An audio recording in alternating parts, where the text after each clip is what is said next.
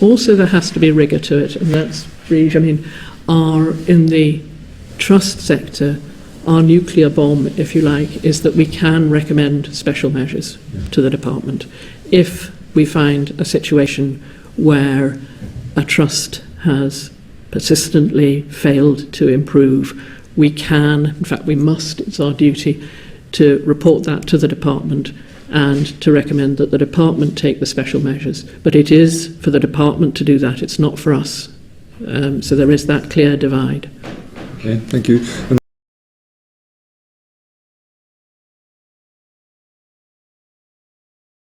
As you'll be aware, the committee were copied into a letter from SOAS that was sent to yourselves.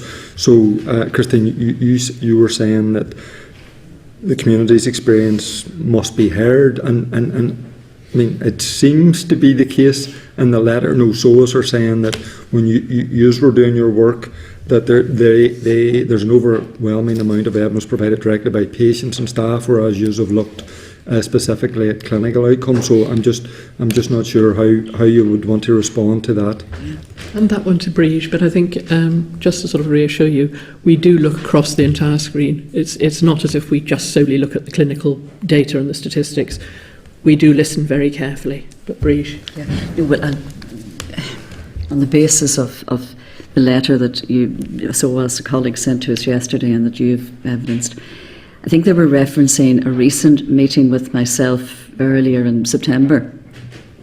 And that reflection on looking currently at clinical outcomes is a snapshot, if you like, of a piece of work that's going on or that is important now. It's not to say that's exclusively what RQIA look at in terms of evidence, safety and quality. It simply isn't.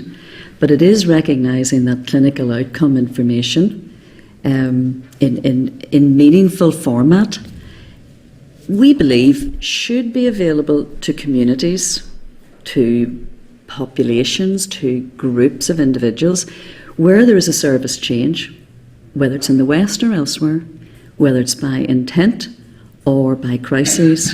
But where there's change, there should be evidence to allow people who've been directly affected to be able to be assured of the clinical outcome under that new model, regime, pathway, whatever you want to call it. Is that the only thing that's important? No. It's a fundamental aspect of it. But also a whole range of other factors come in, and putting it simply, access to the service, experience of the service, both for those who work in it and those who are recipients of it. Those are all factors when you look at safety. It takes us into that whole world of the being human and the culture. I suppose I would be saying is we need to normalise the idea of respectful challenge. We need to normalise the idea of openness. We need to normalise these processes. So yes, we're very interested in clinical outcomes in that particular area, but not exclusively. We have spent time in recent weeks since the review. The review was made available to the Trust and to the Department a year ago. Since that, have families contacted us? Yes. Have advocates contacted us? Yes. Have we been listening to them, speaking with them, engaging with them? Yes. In fact, I would say that's an area that the focus has been on, is engaging with families and with others, SOAS and others, about experience of the service. But it's also necessary for us to look at what are the outcomes from the service. Now, the Trust very reasonably put in the summertime there, put some information in the public domain about outcomes. But people have raised with us, difficult to understand, not that easy to demonstrate that it actually relates to this group of, this community. And we agree with that. We think that information should be open, should be shared, should be meaningful, shouldn't be complex. There's no reason for it to be. It can be explained simply. But I would absolutely, point out that, as Christine says, that is not exclusive what we're looking at. I happen to be chatting to the colleagues who raised it, and I absolutely accept the point. I have a focus on that at the moment. That is an area I'm absolutely interested in, but not exclusively. And we always look, when we were here last time speaking with you, we explained that we look through, if you like, triangulate sources of information. The patient experience and what they've described, and staff, coupled with quantifiable information, clinical outcomes, incidents, registers, risks, all of those things, and ultimately observation. So we go out and observe. Those are part and parcel of the tools. So we're listening, we're looking at data, and we're observing. Those are the things, and we will continue to use those. So, no, I'm not exclusively looking at clinical data, but I do think it's important. And then, Bridget,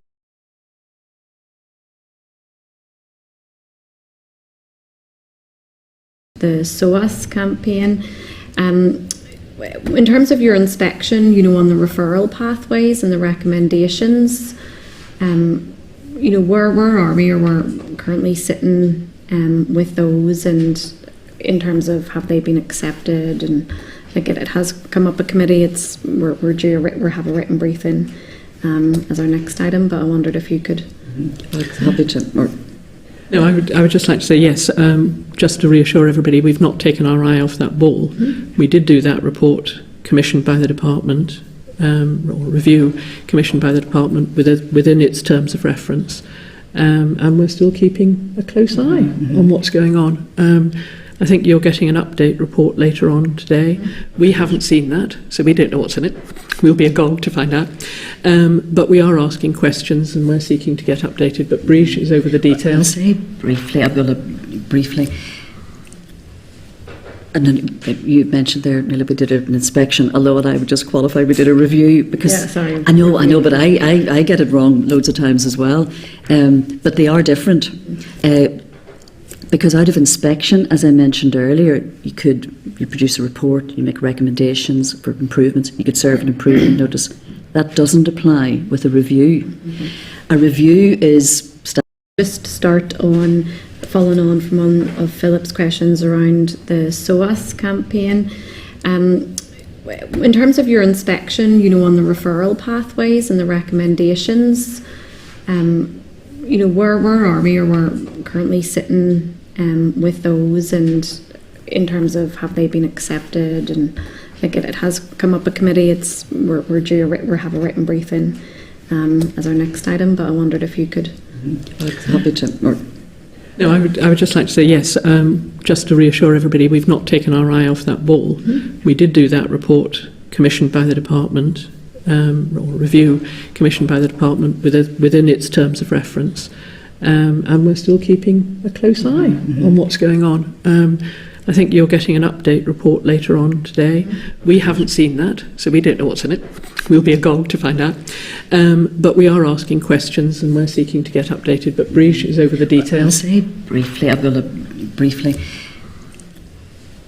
And then you mentioned there, Neil, we did an inspection, although I would just qualify, we did a review, because I know, but I get it wrong loads of times as well. But they are different. Because out of inspection, as I mentioned earlier, you produce a report, you make recommendations for improvements, you could serve an improvement notice. That doesn't apply with a review. A review is standing back, looking at good practice and looking at those things I mentioned earlier, observing, you're still out observing, using the same methodologies, if you like, you're speaking to people and you're examining data and what have you. But when the review report is produced, the current mechanics for that are that it was commissioned by the department, so they're the commissioner, they're the people we send that report to. We also send it to the trust, we make our recommendations, and at that point, ordinarily, that is left between the trust board and the Department of Health through the SPPG. That is the accountability mechanism for that. Ordinarily, RQIA are, in my time here, rarely involved thereafter, bar where maybe the department may ask us to look at something in particular, to follow up, to strengthen something. The trust may ask us to clarify something or help with something. Or if we get sufficient evidence of things that are going wrong or problems in that service, we could very well undertake perhaps an inspection. That would be a different premise. On this occasion, largely the reason why we, as Christine says, are very much interested in the outcome of that is in the public domain and the progress reported against it. Look, we welcome that. In fact, I've said to SOAS colleagues when I met them a few weeks ago, well done, Trust, for putting information in the public domain about progress you are making against RQIA recommendations. That's rare. Quite often these things are done, you and I don't see them. So, we would encourage people to report it. And that's really good. Now, the problem is, in here, on one hand, be complimentary, and on the other hand, take it away, because the information that's there is quite difficult to read. Doesn't actually give enough evidence, I would say, to be absolutely assured about the actions that have been taken. That doesn't mean they aren't. And it may well be that there's further evidence, and maybe in the effort to keep it simple and make it, easily digestible, maybe there's something missing there. I don't know. But certainly some organisations and individuals and ourselves, would like, now that it's in the public domain, I think it is important that there's clarity.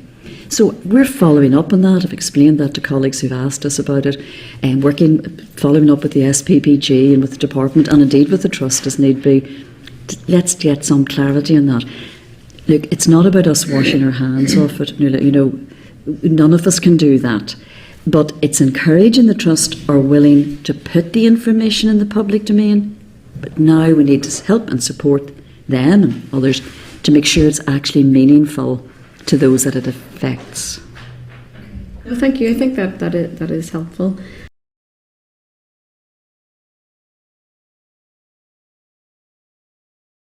Obviously, the report that we have received from SOAS shows that in a different light. They suggest that the review failed to get to the truth of the matter. They go further and they say that they have provided many cases of what they consider clear evidence of patient harm. Very damning. They go further again within the report, saying that they have repeatedly made RQIA aware of specific concerns that have become known to them. And finally, they also say that the failure thus far of RQIA to acknowledge and accommodate patient and staff experience. What do you say to that, given what you said to the Chair, that you have been acknowledging patient experience, where SOAS are contradicting that and saying that's not their experience? Well, I would suggest that SOAS, I don't think, said we haven't acknowledged. They have said that the scale of it and the approach of it they don't agree with. So they do acknowledge they've raised cases with us, and they may or may not be aware. I don't know. I thought I had made them aware that we have followed up on those cases. And I'm talking particularly here, two parts, if you like, since the review. Because there's also information provided by SOAS about the review itself. Well, I said at the time of the review and the time we came here in March time, look, there's always room to improve. I don't deny that. I'm happy to accept that. And if there are ways in future, if we do more reviews and more inspections, are there broader ways? I can only say that for that particular review, as I said at the time, it was the biggest scale of staff and patient engagement that I am aware of that RQIA have undertaken. Will it ever be adequate to take on board every individual case? Possibly not. But I would suggest the review and the 10 recommendations in it, which was mentioned earlier by Nuala, it's very, very significant. The findings in it are very significant. I can't think of another way to say it. And when we were doing that review, we didn't have a huge amount of data We made that known at the time. We've discussed it with the Trust and others. So I would suggest that the recommendations that were made, much of that was based on, as mentioned to you earlier, 3 things we look for: experience, data and observation. In that case, patient experience, staff experience and observation played an enormous part in those findings. I mean, those first 2 findings, the urgent recommendations, were based on what we heard staff and patients saying. There wasn't a lot of quantifiable data, statistics, all of that. There was some. But I believe it evidences that we did listen to patients. We did listen to staff. And on the basis of that, we made some very significant, urgent recommendations. Since then, I've continued, and other colleagues, to engage with SOAS, who we have huge respect for. Any group, any community or an individual coming forward takes courage, takes endeavour, and we value the input and the information. We don't always agree on methodology or approach, but we all agree we want patients to be safe as well. So we agree on that fundamental. I think some of the points made in the recent letter from SOAS, I'm only suggesting, I'm sure they will qualify with yourselves, but they're referring to recent meetings, recent times where we have focused in on particular pieces.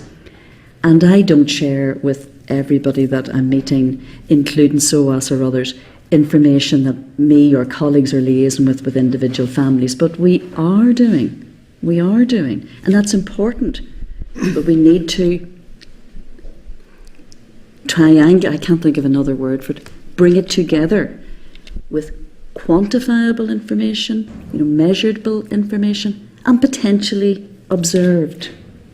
So those all have to come together. But look, do I feel that we did a perfect review, or that we, in the current situation, do a perfect engagement with families and staff every day? No. We always need to improve. There's no doubt in my mind about that. So I welcome the respectful challenge, which it is. The messages that are put there are respectful. So I will be reflecting on those, and I'm trying to improve further. Working with PCC, which the paper acknowledges we do regularly. I know it says there that I didn't take PCC's advice. I don't remember not taking PCC's advice, but I will stand to be corrected if that's the case. I'm always happy to take advice, particularly those who have much more expertise than I have. So we're very willing to learn. But I just want to emphasise, we are still very mindful of the situation and the anxiety that's created for some communities and groups because of those changes, and possibly others across Northern Ireland. We are sighted on it. We welcome the information people are providing to us. We don't make maybe a big fuss about it or put it in the public domain, but we are working on engaging with appropriate people to get the assurances that are needed. I ask you there, for Breeze, they have a request that their correspondence of 29th of July, I don't know, have you responded to that as well? I noticed that, and I could hardly, I usually do reply, but if Helen and the SOAS team said I didn't, I accept that I mustn't have, so I will reply. But since the 25th of July, I've met SOAS at least once, maybe twice. It may have been that I thought I had covered the answers in the meeting, but if I didn't, I'm very happy to cover them now. I just asked as well, are you concerned that obviously the recommendation 3, which, I mean, I've read it, where it says patients assessed in SWAH and accepted for admission for the Altnagelvin Surgical Service should be admitted directly to the surgical ward and should not be required to attend or wait within the ED at Altnagelvin. I mean, there's no wriggle room in that, but yet the Trust continues to say that they cannot meet the 100% target on that, and they're currently sitting at a 79% target. Are you concerned at that? I am. I am concerned. The Trust seem to be concerned. The Minister, I think, when he submitted his report, I don't know what the report will say today, maybe things have changed, but in the last report, which we requested, as Christine says, we don't receive them, but I did request a copy of it, and kindly it was provided to me. But I noticed that the Minister had said that there were still some recommendations outstanding. I don't think he referred to which of those they were. Perhaps that was one of them. But look, there's no way of saying it any other way. Those 2 recommendations were made as urgent recommendations, and they were accepted in full. I'm not disputing that it's difficult to achieve, but it isn't impossible. And I mean, the report itself at the time, the Trust, again, very openly, which we commend them for, said they needed to create 12 additional beds in order to create the space to accommodate the service change. Now, when we were in the review at that time, they had not been able to achieve that, or the equivalent of it through service reform, improving throughputs and what have you, might in itself release some capacity, or sometimes you need to have additional capacity. So I'm not saying that that is the only reason why people are still, if that is the case. I've only seen the report in July, so I don't know what today's situation is, but if people are still experiencing that second wait in ED, it must be, I would have thought, in part related to the bed capacity, because that was a factor when the review was done. Possibly it's still a factor. I do think it's important these things are addressed. Those recommendations were accepted. And I'm not saying that in an aggressive way. They're accepted because they are the right thing to do. And therefore we need to figure out how to do it. It has to be figured out. It has to be addressed. Obviously, my fear in this, and I suppose it's maybe questions for the department, is, when they refer to clinical priority for an inpatient bed due to severity of illness, will always overrule patient hospital of origin. I mean, that's 79% where they're currently sitting at. What is an acceptable level? Do we get to a point where it's 25% and it's acceptable and under the guise of clinical priority? Well, that's where we just have to suck it up and see. 2 different issues. Clinical priority, I don't think anybody would debate with that. You have a group of patients presenting for assessment, admission, whatever. I'm not a clinician, but I think all of us accept there's clinical prioritisation. That is not what that recommendation said. It said, well, you've already been assessed, well, it's already been decided, then you shouldn't wait twice in an ED. And everybody said, that's right. Now, how do we solve that? That has to be solved. So I was actually going to raise that issue as well, because what we'll do in the aftermath of this, because I understand you haven't seen the department's briefing to us in regard to the recommendation, so we will suggest that we forward that on to you. It would be worth then getting your view on some of the recommendations, because that one in particular, as Alan has said, you were clear, patients who are assessing in the southwest should not be assessed and should not have to wait, and they're saying here, it is recognised that there will be exceptions, which isn't exactly what you were saying. So I think that's one of some of the issues which we would really appreciate your commentary on. So we will ask if, I think it's appropriate that we forward that on. We'll just check that out, but it would be good to get your commentary on that as well. You just have to leave at 5 past, it's now 10 past, so if you're happy enough, we'd just like to thank you very much, and we'll keep the contact going. Thank you very much indeed. Thank you very much indeed. Thank you. Okay, members, so there was a number of suggestions there. I mean, the last suggestion that we get affirmation that we can forward on the department's briefing to RQIA and hear their commentary on it. And also Linda had made a number of suggestions with regard to potential legislation, particularly with regard to the cosmetic industry. So are people content that we follow up on that? Does anybody have any other suggestions? None? Okay. So just moving on then. So the next one is the written briefing from the department with regard to the review of the emergency general surgery at the South West Acute Hospital. Can I refer members? It's at page 28. We've already discussed some of it there. Has anybody any other commentary on it? No? And yeah, first and foremost, I think it's really important to highlight that from 26% in May 2024, it moved to 79% March this year for bed-to-bed admission. We wanted it needs to be at 100, so I think perhaps one of the questions that we should be asking is what needs to be in place in order for that to happen. Another thing to note as well is the Northern Ireland Ambulance Service, and one of the recommendations was around the provision of more ambulance capacity for the referral pathways in particular. And I don't know if we should hear or perhaps inquire from the ambulance service, because I know this is from the department or the trust, and I don't know if it might be beneficial to hear actually from the ambulance service directly on that. I think a written is probably sufficient at this stage on that, but I think it might be worthwhile kind of comparing their two responses. Amanda? Literally the exact same 2 points. So I suppose on the 79%, it's what is if they're saying it can't be 100%, what is an acceptable level, or what is the aspirational level, not even acceptable, as what would you be aspiring to in terms of excuse me, the I mean, I think the others even went further and said, like, what are the blockages? We want 100%. Yeah, 100%. What are the blockages? Yeah, what are the issues? Because they may write back and say 80% is acceptable.